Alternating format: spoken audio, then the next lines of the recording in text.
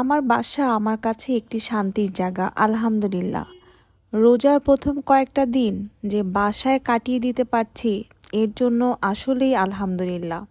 আসসালামু আলাইকুম সবাইকে। সবাই কেমন আছেন?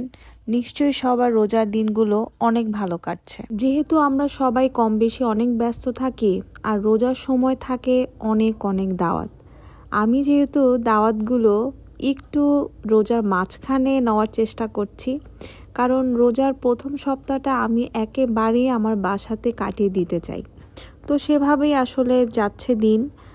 এর মধ্যে রোজার মধ্যে হয় কি যে রাতের রান্নাটা কখন করব সে টাইমটা আমি আসলে এখনও ফিক্স করতে পারছি না। অনেক সময় হচ্ছে যে আমি ইফতার বানানোর আগে রান্না করে নিচ্ছি। তো যেহেতু চতুর্থ দিন ঠিক করেছিলাম যে ইফতারিতে খিচুড়ি আর মাংস খাবো, তো মনে হলো যে মাংসটা আগে রান্না করে ফেলি, তাহলে এটা রাতের জন্যই হয়ে যাবে। তো ইফতারির টাইম হয়ে গেল। খিচুড়ি রান্না করার জন্য চাল ডাল আগেই ভিজিয়ে রেখে দিয়েছিলাম। তো এরপর প্যানে অয়েল দিয়ে আমি খিচুড়ি রান্নার প্রিপারেশন শুরু করে দিলাম।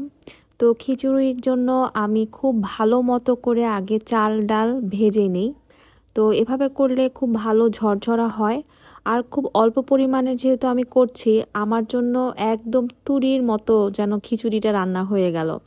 তো বেশি পরিমাণে রান্না করলে হয়তো বা একটু টাইম লাগে, আমার কাছে কেন জানি এটা মনে হয়। রাতের ডিনারের জন্য সেহরির জন্য মুরগি তো রান্না করেই ফেলেছি, এর মধ্যে করলা ভাজিও করব ভাবছি। আমার এই নতুন বাসায় আমি আমার জন্য একটি ক্লোজেট রুম নির্ধারণ করেছি, এবং আমি আমার ভ্যানিটি তারপর আলমারি সব কিছু ওই রুমটাতেই রেখেছি। কিন্তু এই রুমের অবস্থা হচ্ছে এমন, কোনো কিছু এখনো গোছানো হয়নি। জুয়েলারি বক্সগুলো সব এভাবে রেখে দিয়েছি, যখনই সময় পাচ্ছি একটু একটু করে গোছাচ্ছি। তো ইফতারের টাইম হয়ে গেল, আর ইফতারের ঠিক কিছুক্ষণ আগে আমি ট্যাং গুলিয়ে নিচ্ছি। যেহেতু ট্যাং আমি সবসময় খাই না, মহসিনের জন্য তো বানাতেই হয়। আর খিচুড়ি, মুরগির মাংস, এছাড়া ফ্রুটস এগুলোই ছিল ইফতারিতে। ইফতারির টাইম হয়ে গেল, মোনাজাত ধরলাম। আলহামদুলিল্লাহ, খুব সুন্দরভাবে রোজা পালন করতে পারছি। আর ইফতারির পর আমার তো লাগবেই লাগবে কি বলুন তো, এক মগ ব্ল্যাক কফি, কারণ দুধ দিয়ে তো কফি পান করা এখন আর হয়ই না আমার। তো নামাজ শেষ করে চলে আসলো ইলেকট্রিশিয়ান ভাইয়া। ওই যে বলেছিলাম আমার ক্লোজেট রুমটার অবস্থা খুবই খারাপ।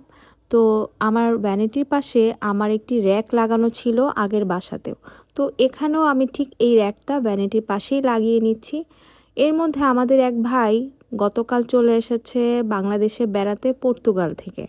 তার সাথে গল্প করতে করতে আমি যে করলা ভাজি রান্না করব সেটা গিয়েছিলাম ভুলে।